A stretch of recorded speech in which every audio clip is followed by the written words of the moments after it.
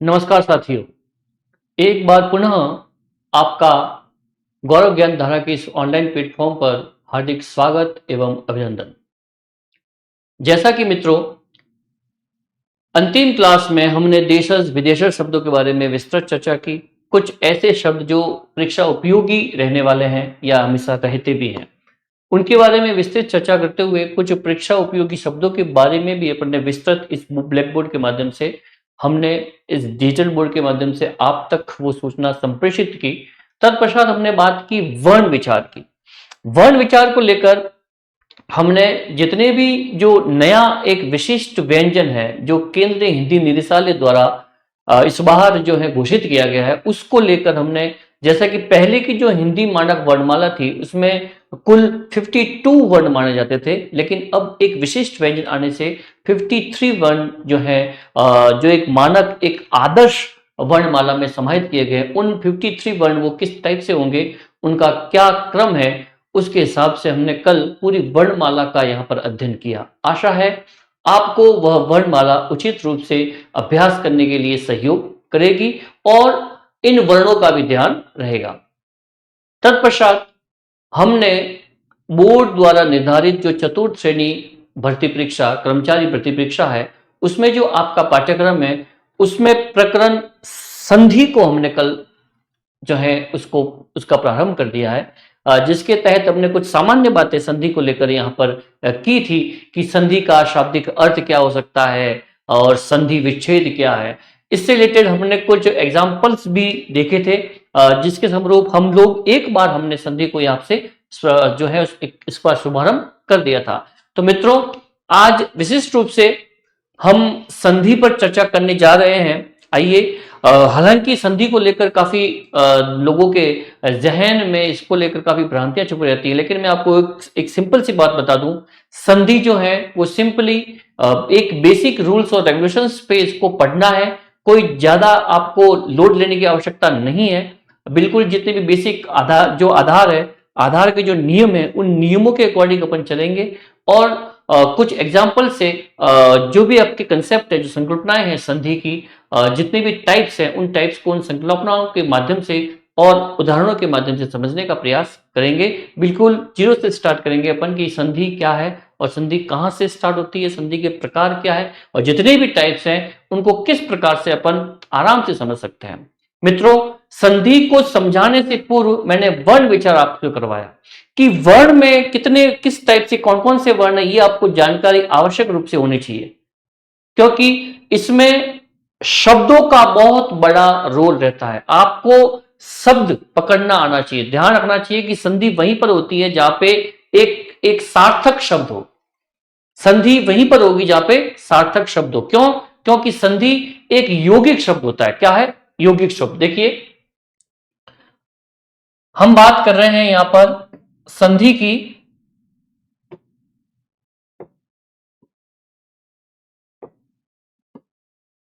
संधि को लेकर अपन लोग बात करने जा रहे हैं, जिसमें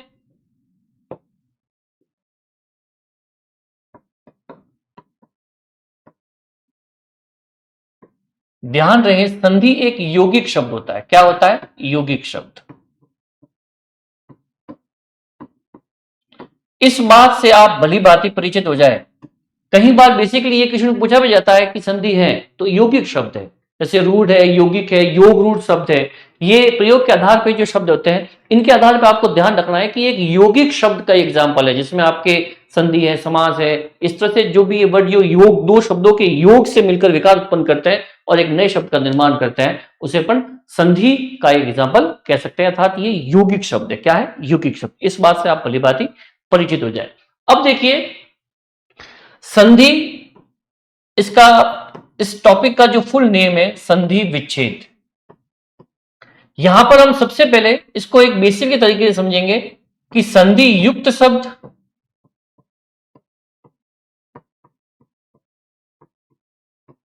और विच्छेद,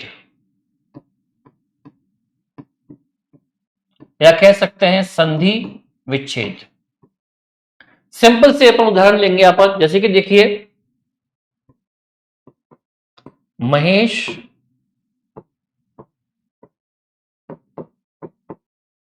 विद्यालय और गणेश।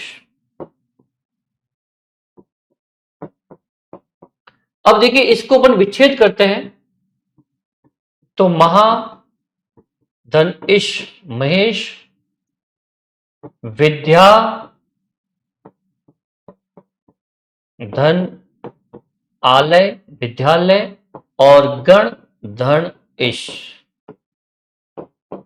तो ध्यान रहे ये संधि युक्त शब्द है। अगर आपको संधि कहे तो ये मतलब कि संधियों को करने के पश्चात जो एक नया दो शब्दों के मेल से जो विकार उत्पन्न होता है और विकार के तत्पश्चात परिवर्तन करके जो नया शब्द सामने आता है उसे अपन क्या कहेंगे, संधि युक्त शब्द। और फिर से इसको अपने मूल रूप में धारना या इसके जो मूल रूप है उनका विच्छेद करके बताना कि वाकई ये किन शब्दों के कारण इनका निर्माण हुआ, तो वो कहलाएगा संधि विच्छेद। तो ध्यान रहे ये रूप संधि विच्छेद क्या होता है और संधि युक्त शब्द क्या होता है, अर्थात ये यौगिक शब्द है। क्या है, ये यौगिक शब्द के जो एग्जाम्पल रहते हैं। ये बेसिकली इस कंसेप्ट को यहां पे आपको क्लियर करना चाहिए कि संधि क्या है और संधि विच्छेद क्या है।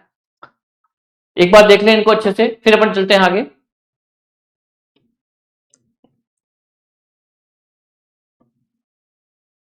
फिर मित्रों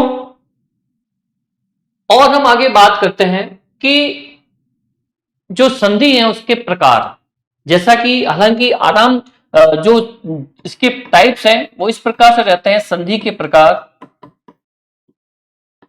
जिसमें मैंने आपको कल बताया भी था कि स्वर संधि, व्यंजन संधि और विसर्ग संधि, ये तीन प्रकार के टाइप रहते हैं। लेकिन यहां पे संधि के कुछ प्रकार जो आपने और भी कहीं पढ़े होंगे, लेकिन मैं बता देता हूं कि संधियां कितने प्रकार की होती है। संधियां के अपने एक प्रकार है कि किस प्रकार से उनका जो है संधि हो सकती है। उसके भी चार टाइप्स हैं जो शास्त्रों में अपन पढ़ते हैं, और उसको भी मैं यहां पर एक सामान्य रूप से आप तक पहुंचाने का प्रयास करता हूं इस बोर्ड के माध्यम से। तो देखिए संधि के जो प्रकार है, संधि के जो प्रकार है उसमें सबसे पहला है आदेश, दूसरा है आगम, तीसरा है लोप और चौथा है प्रकृति भाव।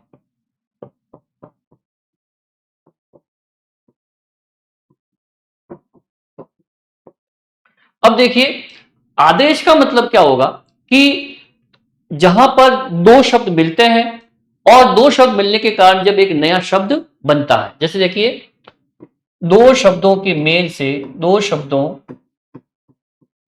के मेल से बना नया शब्द, वो क्या कहलाएगी, आदेश संधि। ये टाइप से संधि की संधि किस टाइप से हो सकती है, ये यौगिक शब्द है। और किस किस प्रकार से संधि मतलब कि दो शब्दों के मेल से किस प्रकार के विकार हो सकते हैं, उसमें ये चार टाइप बताए गए हैं जिसपे अपन बात कर रहे हैं। सबसे पहले आदेश की, उसके बाद में आगम, लोप और उसके बाद में प्रकृति भाव। तो दो शब्दों के मेल से बना नया शब्द, जैसे कि एक एग्जाम्पल यहां पर बात करते हैं, उदाहरण के तौर पर सत धन गति हो जाएगा सदगति।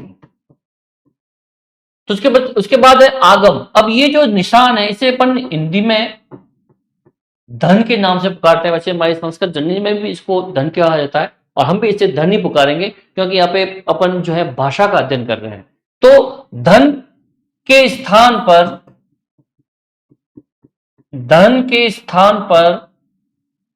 वर्ण का बनना, जब भी संधि बनती है तब क्या होगा कि इस धन के स्थान पर क्या बन जाएगा, वर्ण बन जाएगा। ऐसे भी संधियां आपको जो है एग्जाम्पल के माध्यम से जितने भी टाइप की संधियां उसमें अपन जिस टाइप से संधियां होती है उसमें इस टाइप की भी संधि आएगी जहां पे धन के स्थान पर कोई नया वर्ण बन जाएगा। तो एग्जाम्पल देखिए, जैसे कि ये विच्छेद, वि धन छेद है, तो विधन छेद की जगह हो जाएगा विच्छेद, अर्थात इस धन की जगह पे ये छ का आना हो गया। तो धन के स्थान पर वर्ण का बनना विच्छेद हो गया, ठीक है। फिर लोप, संधि होने पर वर्ण का हट जाना, वर्ण का हट जाना। जब संधि होगी तो उसके स्थान पर क्या होगा कि किसी वर्ण का लोप हो जाएगा, हट जाएगा, जैसे कि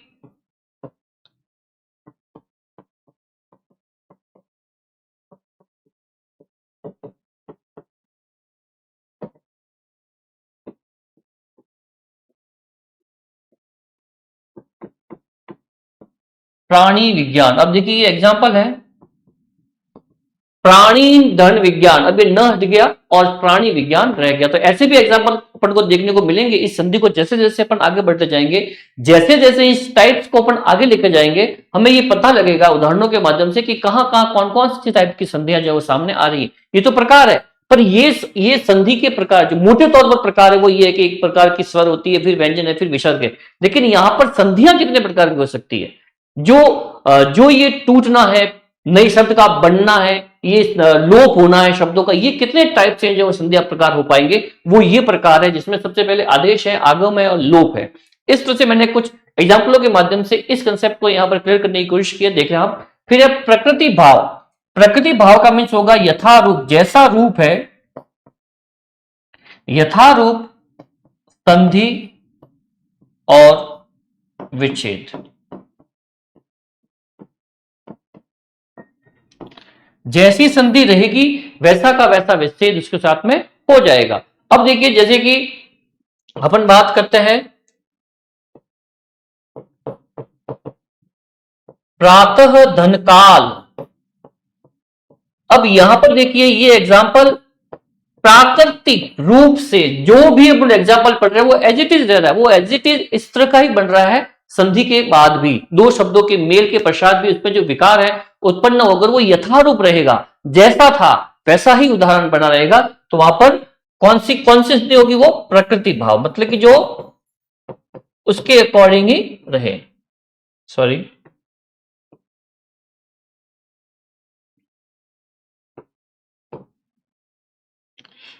सॉरी अगेन मिस्टेक।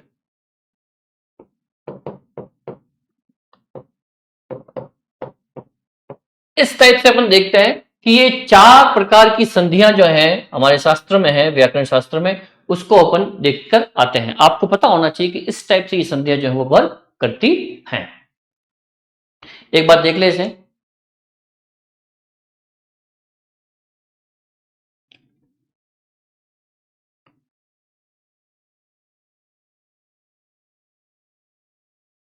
आशा है मित्रों आपको ये कंसेप्ट अच्छा लगा होगा और अपन इसके आगे चलने का प्रयास करते हैं। इस प्रकरण को थोड़ा और बढ़ाते हुए आप लोग ध्यान रखें, ये चार प्रकार की संधियां होती हैं और इस टाइप्स के एग्जाम्पल, उदाहरण हम आगे जिस तरह से इस प्रकरण को बढ़ाते जाएंगे वैसे वैसे उदाहरण आपके सामने, तमाम उदाहरण ऐसे आते रहेंगे जिसमें किसी शब्द का हटना है, किसी नए शब्द का बनना है, इस टाइप्स के या प्रकृति भाव टाइप्स के उदाहरण जो है वो ज्यादातर रहेंगे। ज्यादातर एग्जाम्पल जो है वो आगम टाइप के रहते हैं, आगम है, आदेश है, इस टाइप के अधिक रहेंगे। लोप भी होता है, प्रकृति भाव बहुत ही कम रहता है। तो इस प्रकार के एग्जाम्पल जो जैसे जैसे आपके सामने आएंगे तो आपको ये पता चलेगा कि कौन सी संधि आगम है, आदेश है, लोप है या प्रकृति भाव है। लीजिए अब मित्रों, जैसा कि अपन संधि पढ़ने जा रहे हैं उसमें तीन टाइप मैंने बताए, स्वर, व्यंजन और विसर्ग। तो हमें जल्द ही अब अपने टॉपिक पे आना चाहिए और वैसे भी हम टॉपिक पे ही हैं, ये भी मुख्य बातें ही है इसका बहुत ही महत्वपूर्ण पार्ट था ये। लेकिन अब अपन चलते हैं पर्टिकुलर जितने भी प्रकार हैं उनके रूल्स के अकॉर्डिंग, उदाहरणों के साथ। अब देखिए आपकी जो स्वर संधि है उसे पढ़ने जा रहे हैं सबसे पहले फर्स्ट। तो ध्यान रहे स्वर संधि का मीन्स ये है कि आपके जितने भी स्वर है वर्णमाला में, जो मानक हिंदी वर्णमाला में स्वर है उनसे ही जुड़ा मामला है। ये जो स्वर होंगे उन्हीं के घटने, बढ़ने या बनने या विकार उत्पन्न होने से संबंधित यहां पर स्वर संधि के एग्जाम्पल देखे जाएंगे और स्वर संधि में वही स्वरों की ही बात हो रही है। लीजिए तो देखो स्वर संधि जो आपके पाठ्यक्रम में है उसके 5 प्रकार है। कितने प्रकार है? 5। सबसे पहले है दीर्घ संधि, उसके बाद में है गुण संधि, उसके बाद है वृद्धि संधि,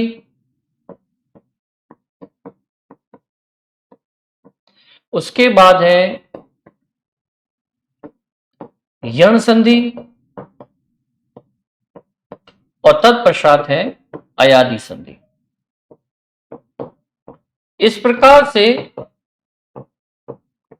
आपके पाठ्यक्रम में ये 5 संधियां या स्वर संधि के जो 5 टाइप है वो इस टाइप से हैं।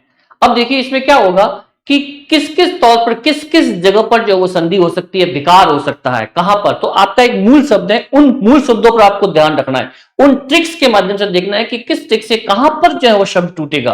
वो मैं आपको मुख्य शब्द यहां पर लिखा देता हूं, आपको हमेशा कंठस्थ करके रखना है कि कहां कहां पर जो है वो शब्द टूटेगा। अब देखिए दीर्घ संधि, दीर्घ संधि में हमेशा ध्यान रखिए कि आ, ई और उ।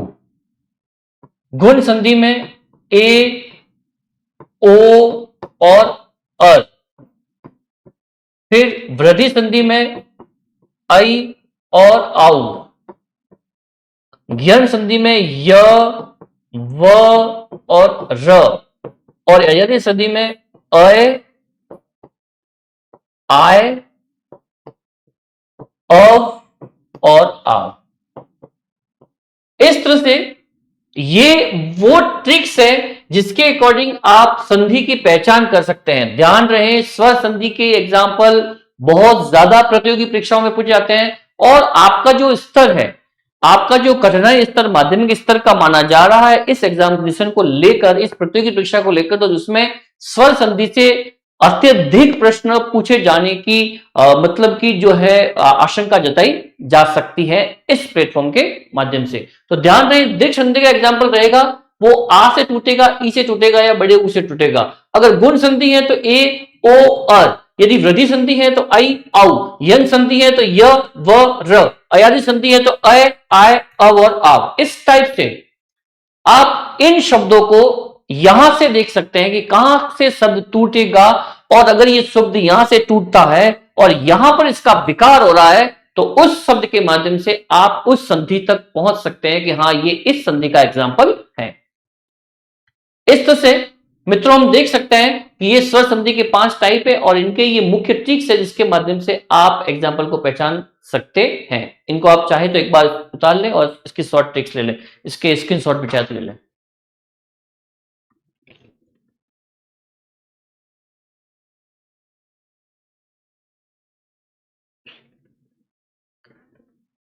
फिर हम और आगे चलते हैं, एक बार आप अच्छे देख लें। ये देखिए किस टाइप से है, ये इनको रटना है, आपको याद रखना है कहां पर सब टूटेगा, कैसे टूटेगा।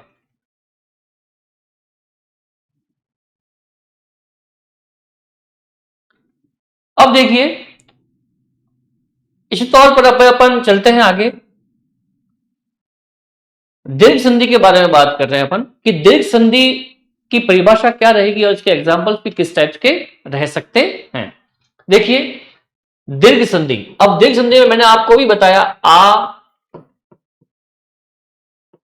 ई और उ। ओके, अब देखिए दो समान स्वर दीर्घ हो जाते हैं, दो समान स्वर दीर्घ हो जाते हैं। देखो आ, जैसे अपन अ धन आ, या अपन कह सकते हैं कि यहां पर यदि अपन अ भी लगा दें तो ये आ बन सकता है। किसी भी कंडीशन में चाहे पहले आ हो, अ हो, आ बन जाएगा, या दोनों ही आ है तो भी आ बन जाएगा। मतलब किसी भी दृष्टिकोण में आपके सामने आ जाएगा। तो दो समान स्वर दीर्घ हो जाते हैं यदि अ, आ, ई, उ के बाद वे ही लघु या दीर्घ स्वर आए तो दोनों मिलकर क्रमशः आ, ई और उ बन जाते हैं। अगर ये आ, ई, उ किसी भी कंडीशन में चाहे अ, आ, ई, उ के बाद वे ही लघु या दीर्घ कोई भी आए तो ऐसी कंडीशन में वो बनकर आ, ई या उ बन जाता है। ये दीर्घ संधि का एग्जाम्पल रहता है। हमेशा ध्यान रहे कि यदि यहां पर शब्द जो है आ, ई और उ से टूट रहा है और एक सार्थक टुकड़े में तब्दील हो रहा है तो वहां पर दीर्घ संधि का वो उदाहरण रहेगा। लीजिए मित्रों, कुछ ये एग्जाम्पल्स हैं, उसके माध्यम से अपन देखने का प्रयास इसको करते हैं। जैसे कि अ धन अ, अर्थात एक शब्द लिखता हूं मैं, अन्नाभाव।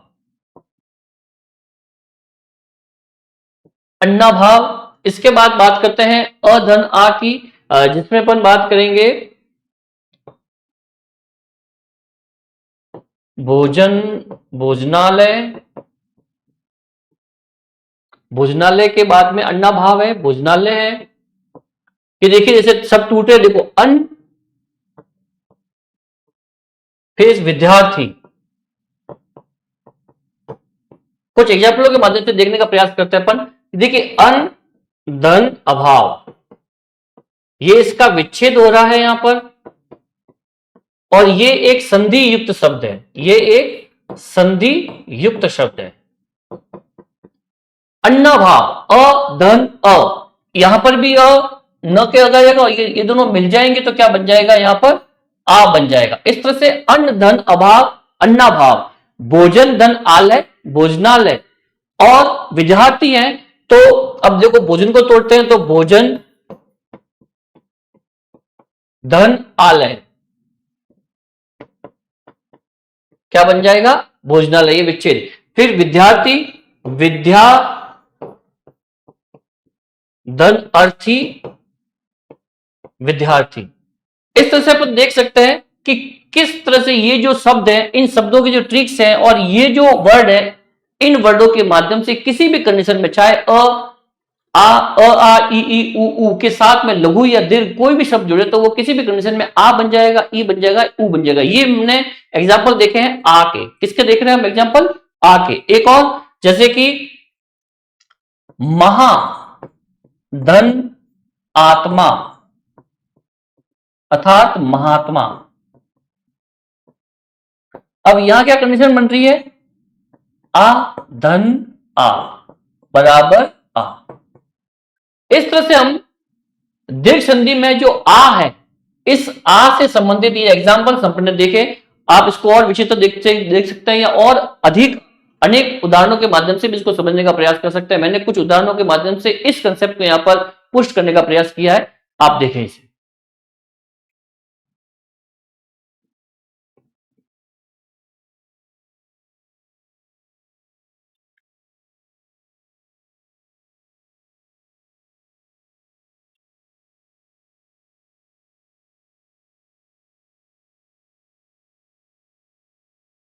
आशा है आपको ये समझ में आया होगा। स्क्रीनशॉट ले ले इसका अच्छे से आप लोग।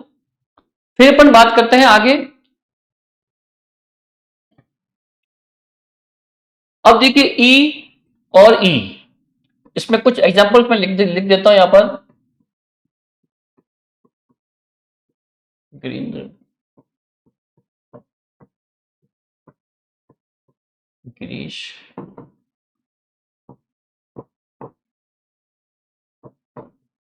महेंद्र,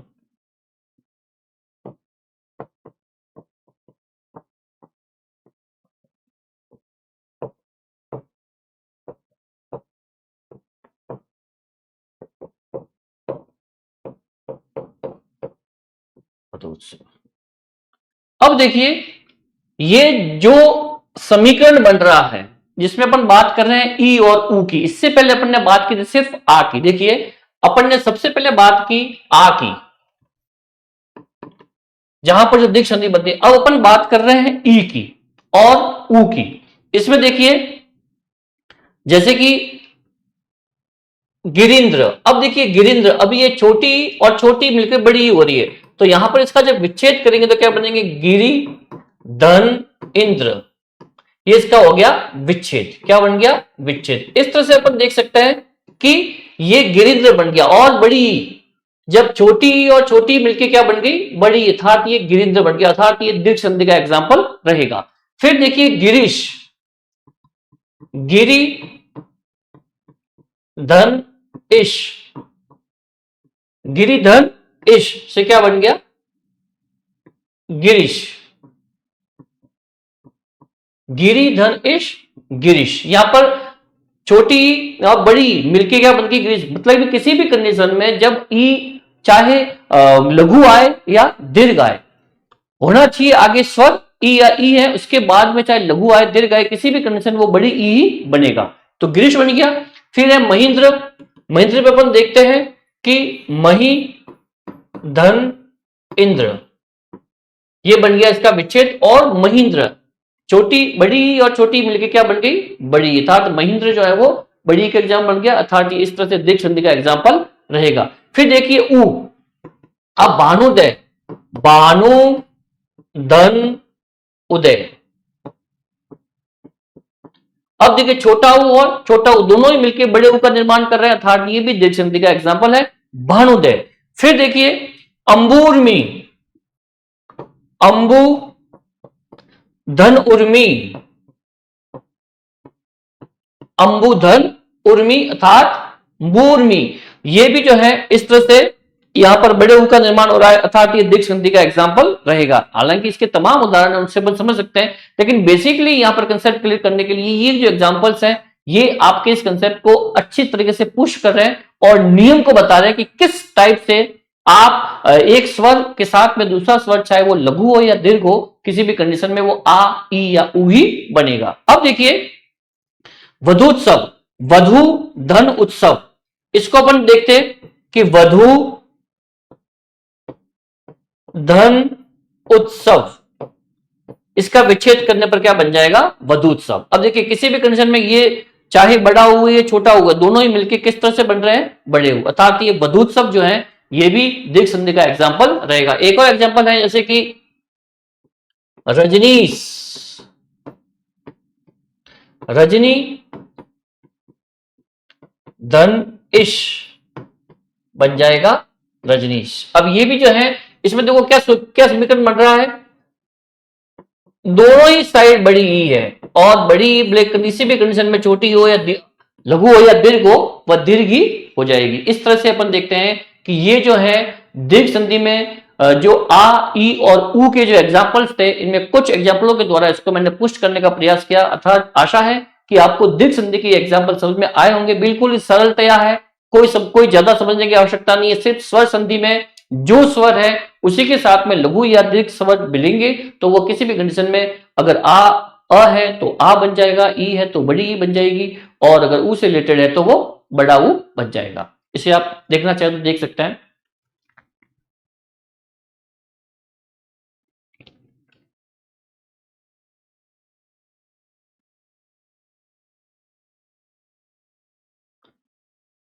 आशा है मित्रों मैं आपको बेसिकली जो रूल्स हैं उसी के अकॉर्डिंग समझाने का प्रयास कर रहा हूं ताकि कंसेप्ट क्लियर रहे। हालांकि एग्जाम्स के अकॉर्डिंग हम जो है जो प्रश्नोत्तरी हमारी कक्षाएं होगी वो और भी विचित्र होगी, बहुत ही अच्छे तरीके से क्वेश्चंस वहां पर रहेंगे जो पूर्व की परीक्षाओं में पूछे गए हैं और भविष्य में आने वाली परीक्षाओं के लिए भी आपके लिए बहुत ही महत्व रखेंगे। तो लीजिए इसके पश्चात अपन बात करते हैं नेक्स्ट, एक बार आप चाहे तो देख लें इसे और अच्छे तरीके से।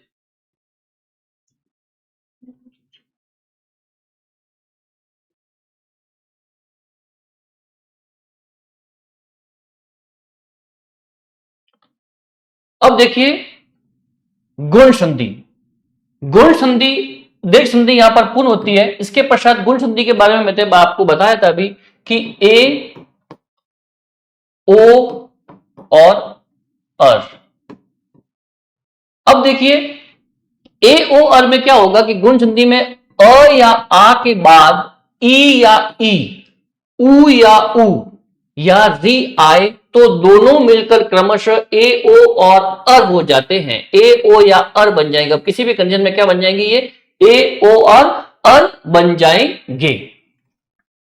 इस तरह से हमें देखना है कि किस तरह से ये एग्जाम्पल्स को अपन अच्छे तरीके से समझ सकते हैं। ठीक है, अब देखिए जैसे कि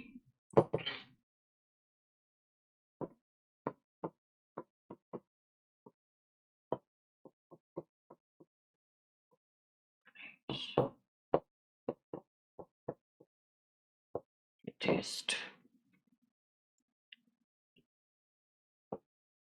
ये कुछ एग्जाम्पल्स हैं जिसके माध्यम से अपन गुण संधि को समझने का प्रयास किए कर रहे हैं। अब मैंने देखा कि गुण संधि की जो ट्रिक्स है उसको आप ऐसे समझे कि ए, ओ, अर यदि कहीं बनते हैं तो वो सीधा और सीधा गुण संधि का एग्जाम्पल रहेगा। देखो इसको इस तरीके से समझ सकते हैं अपन, बहुत ही अच्छे तरीके से समझने के लिए ए ओ अर को आपको ध्यान में रखना है, कि अपने जहन में रखना है कि जहां पर ए ओ अर बनता है तो वो सीधा गुण संधि का उदाहरण है। और फिर परिभाषा के माध्यम से समझे तो भी क्या होगा, अ या आ के बाद ई या ई, उ या बड़ा उ या री आए। अब अपन देखो सबसे पहले ई या अ या आ के बाद आने वाले ई और ई के, ई या बड़ी ई के एग्जांपल्स हैं, उनके माध्यम से इसको देखेंगे। फिर अपन अ या आ के बाद में उ या बड़ा उ आने वाले उदाहरण जो है उस एग्जांपल से भी इस कंसेप्ट को यहाँ पर क्लियर करने की कोशिश करेंगे। फिर अ या आ के बाद में री के आने के पश्चात भी कौन कौन से एग्जांपल बन सकते हैं, उनको द्वारा भी इसको इस कंसेप्ट को यहाँ पर क्लियर करने की कोशिश करेंगे। अब देखिए जैसे कि मैंने बताया, सबसे पहले बात कर रहे हैं अपन अ या आ के बाद में ई या बड़ी ई आए तो ए बन जाता है। तो कैसी, किस तरह से एग्जाम्पल देखिए, जैसे कि मैंने यहाँ पे लिखा है देवेंद्र। अब ये लिखा है मैंने देवेंद्र, तो देखो देव धन इंद्र क्या बन गया, देवेंद्र। इसको विच्छेद करने से देखो अ ई ई देवेंद्र। ओके, फिर देखिए गणेश, गण धन इश क्या बन गया, गणेश। ओके, फिर यथेष्ट, यथा धन इष्ट ये बन गया यथेष्ट। फिर रमेश, रमा धन इश बन गया रमेश। तो इस टाइप से इन एग्जाम्पल के माध्यम से हम गुण संधि में जो ये ए है, इस एक में अ या आ के बाद में ई या बड़ी ई आए तो ए बन जाता है। और वो एग्जाम्पल्स कौन से हैं, तो इन एग्जाम्पलों के माध्यम से हम इस गुण संधि को ए जो बन रहा है इसको क्लियर कर सकते हैं। आशा है आपको समझ में आया होगा। इसे देख लें आप और स्क्रीनशॉट चाहे तो ले लें।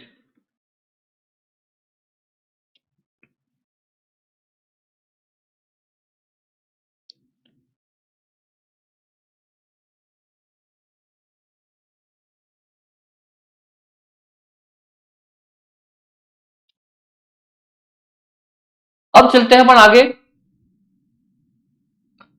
अब देखिए सबसे पहले अपन ने बात की दीर्घ अपने गुण संधि में जो ई से रिलेटेड है वो। अब देखो उ, इसके भी कुछ एग्जांपल्स मैं यहां पे लिख देता हूं।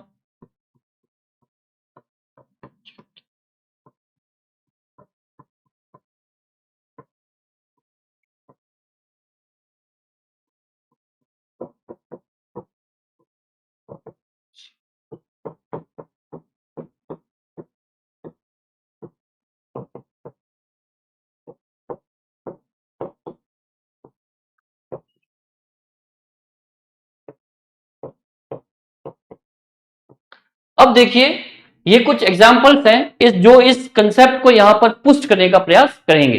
देखिए अब अपन पढ़ रहे हैं यहां पर गुण संधि। क्या पढ़ रहे थे, गुण संधि। अब गुण संधि में बात हो रही है ए ओ और अर की। सबसे पहले अपन ने ए वाले एग्जाम्पल देखे, अब अपन देख रहे हैं ओ और फिर देखेंगे अर। अब देखिए ओ, यहां पर देखिए एक शब्द आया वीरोचित। क्या शब्द आया, वीरोचित। अब वीरोचित ये शब्द तो बढ़ गया, लेकिन कैसे टूटा, तो देखिए वीर धन उचित, वीरोचित। अ और उ मिलके बन गए ओ, अ और उ बनके अ और उ। जो पहला शब्द मिल रहा है उसका पहला वर्ण, उसका अंतिम वर्ण और मिलने वाले का पहला शब्द वो देखे जाते हैं। अगर वो सब दोनों मिलके कोई विकार उत्पन्न करते हैं तो उसे अपन क्या कहते हैं, संधि। अब यहां पर क्या हो रहा है कि अ और उ मिलके ओ बन रहे हैं, तो इसका एग्जांपल वीरोचित, वीर धन उचित वीरोचित। अब देखो जलोर्मी, जल धन उर्मी। अब देखिए ये अ और बड़ाऊ, अ और बड़ाऊ जलूर्मी। ओके, फिर है महोत्सव, तो महा धन उत्सव अर्थात महोत्सव। ओके, देखो आ और उ मिलके ओ बन रहे हैं अर्थात महोत्सव बन गया। फिर है गंगोर्मी, गंगा धन उर्मी अर्थात गंगोर्मी। इस तरह से ये भी जो है गुण संधि का एग्जाम्पल बन जाता है ओ के दृष्टिकोण से। ओके, फिर बात आ रही है, अपने ओ के क्लियर कर दी, अब अपन बात कर रहे हैं अर की। मित्रों सबसे पहले गुण संधि में जो ए बन रहा था उसका एग्जाम्पल से अपन ने पुष्ट किया, तत्पश्चात अपन ने बात की है ओ की, और अब अपन बात कर रहे हैं अर की। तो अर में देखिए जैसे कि ये कर्व ऋषि है, तो कर्व ऋषि में कर्व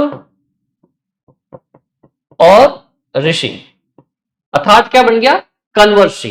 देखो अर आ रहा है, कन्वर्सी, कन्वर्सी अर अर्थात री, अब ये यहां पे री आ गया और यहां पे अ आ गया व के साथ।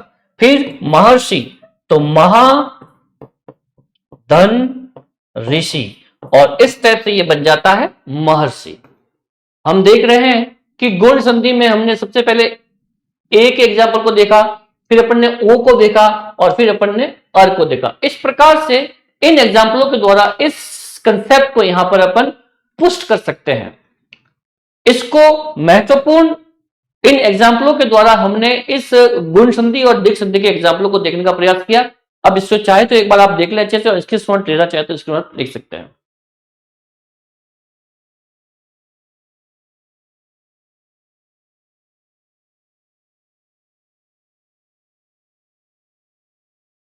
तो मित्रों इसी के साथ हम देखते हैं कि हमने आज की इस कक्षा में किस तरह से सर्वप्रथम संधि के प्रकार, जो स्वर, व्यंजन और विसर्ग है, उसके बारे में चर्चा की। तत्पश्चात बात की कि संधि के कितने प्रकार है, संधियां कितने प्रकार से होती है, जिसमें बात की आदेश, आगम, लोप और प्रकृति भाव। उन चारों को एग्जाम्पल के दृष्टिकोण से समझने का प्रयास किया। फिर हमने देखा कि दीर्घ संधि अर्थात स्वर संधि, स्वर संधि में हमने कितने टाइप्स होते हैं, उन पांचों टाइपों को देखा और उनकी शॉर्ट से समझने का प्रयास किया कि किस तरह से हम दीर्घ को आ ई उ, गुण संधि को ए ओ अर से समझ सकते हैं। फिर अपन ने पर्टिकुलर दिक् संधि के एग्जांपल्स थे, जिसमें आ ई और उ किस तरह से बनते हैं और किस तरह से इसको अपन समझ सकते हैं, और शब्द के मूल रूप को या शब्द को कहां से तोड़ा जा सकता है और एक सार्थक शब्द के रूप में तोड़कर उसका अर्थ अपन निकाल सकते हैं और उसके अर्थ तक अर्थात उसके आंसर तक अपन पहुंच सकते हैं। फिर अपन ने बात की गुण संधि को लेकर। इस तरह से आज की कक्षा में हमने दीर्घ संधि और गुण संधि के एग्जांपल्स जो है तरीके से देखने का प्रयास किया और आप तक ये सूचना संप्रेषित करने की कोशिश की। आशा है मैं आप तक ये बात समझाने में सफल रहा हूंगा। मित्रों आज की कक्षा यहीं पर संपन्न होती है। मिलते हैं अपन अगली क्लास में, उसके लिए धन्यवाद और भगवान अपन अगली क्लास में मिलकर इस कक्षा को आगे बढ़ाने का प्रयास करेंगे। Thank you.